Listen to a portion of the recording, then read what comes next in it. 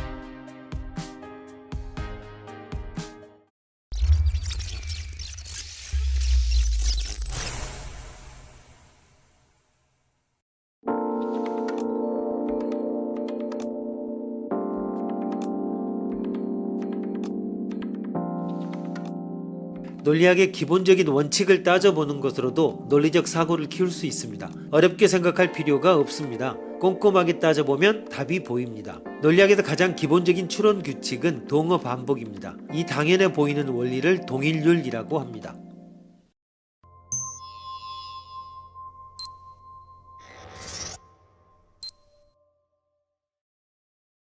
피라면 피라는 형태를 띤 문장은 반드시 참이다. 이 원리를 동일률이라 부른다. 의미를 바꾸지 않고 피면 피라는 형태로 바꿀 수 있는 문장은 반드시 옳다. 반대로 말하면 의미를 바꾸지 않고 피면 피가 아니다라는 형태로 바꿀 수 있는 문장은 반드시 거짓이다.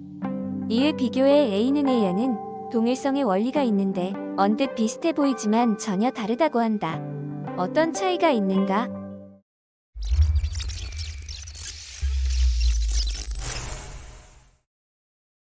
논리학에서 가장 기본적인 추론 규칙은 동어 반복입니다. 예를 들어 화성에 생명체가 존재한다 라고 가정합니다. 이 가정하에서는 화성에 생명체가 존재한다는 참으로 결론 내릴 수 있습니다. 즉 전제 화성에 생명체가 존재한다 이기 때문에 결론으로 화성에 생명체가 존재한다가 도출됩니다. 당연한 걸 새삼스럽게라고 생각할지 모르지만 분명 자명한 법칙입니다. 그러나 이 동어 반복이라는 것은 결코 얕볼 수 없는 법칙입니다. P라는 문장이 옳다고 가정하며 P라고 결론 내릴 수 있다라는 원칙을 하나의 문장으로 정리하면 다음과 같습니다. P라면 P라는 형태를 띤 문장은 반드시 참입니다. 이 원리는 동일률이라고 부릅니다. 의미를 바꾸지 않고 P면 P라는 형태로 바꿀 수 있는 문장은 반드시 옳다라는 것입니다. 반대로 말하면 의미를 바꾸지 않고 P라면 P가 아니다라는 형태로 바꿀 수 있는 문장은 반드시 거짓이 되는 것입니다. P에 들어갈 문장은 단순하든 복잡하든 무방합니다. 어쨌든 주어 수어를 가진 유의미한 언어 표현을 두 번 뭐뭐시면으로 연결하여 반복하는 문장은 반드시 참인 것입니다.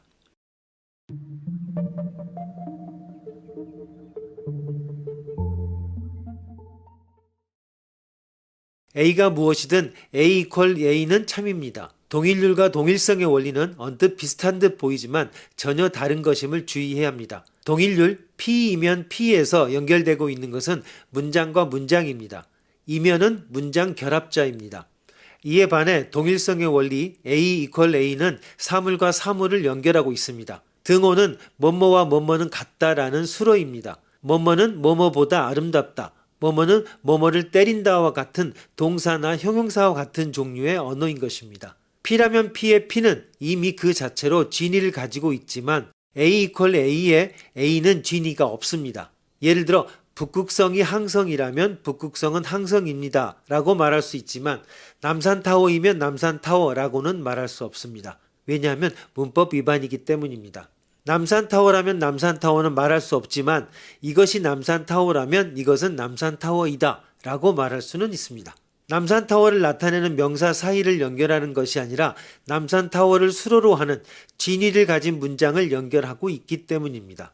마찬가지로 북극성은 항성이다는 말할 수 없지만 그 대신 북극성은 항성이다 북극성은 항성이다 라고는 말할 수 있습니다. 두 문장 표현에 따옴표가 붙어 있기 때문에 이 두 문장은 더 이상 정보 전달에 사용되지 않고 단순히 제시되어 있을 뿐입니다.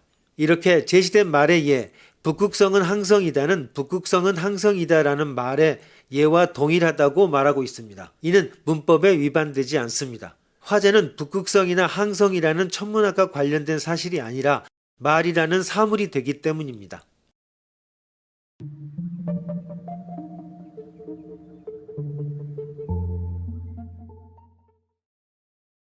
동일률은 라이프니츠가 처음으로 확립한 원리론입니다. A는 A이다 라는 형식으로 표현됩니다. 이것은 언어 표현의 의미 및 지시 대상의 동일성을 주장하는 것으로 일정 범위의 논이나 논술에 있어서 지켜야 하는 원리입니다.